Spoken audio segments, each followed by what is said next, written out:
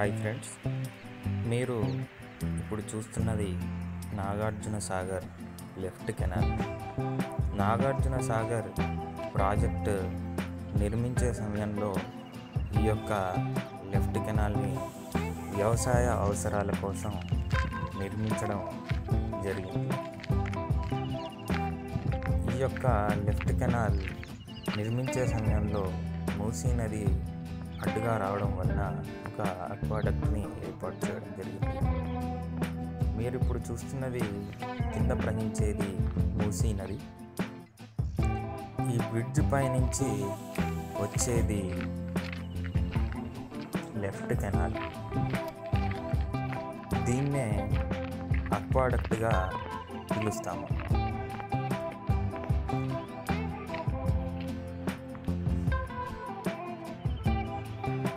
Nagarjuna Sagar project పూర్తి అయిన తరువాత ఈ యొక్క లెఫ్ట్ కెనాల్ నిర్మించడం జరిగింది.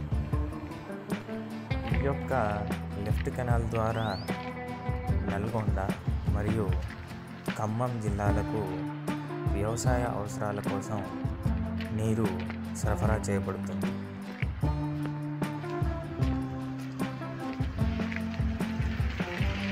ఈ యొక్క అక్వాడక్ట్ మూసీ నది పైన నిర్మించడం జరిగింది.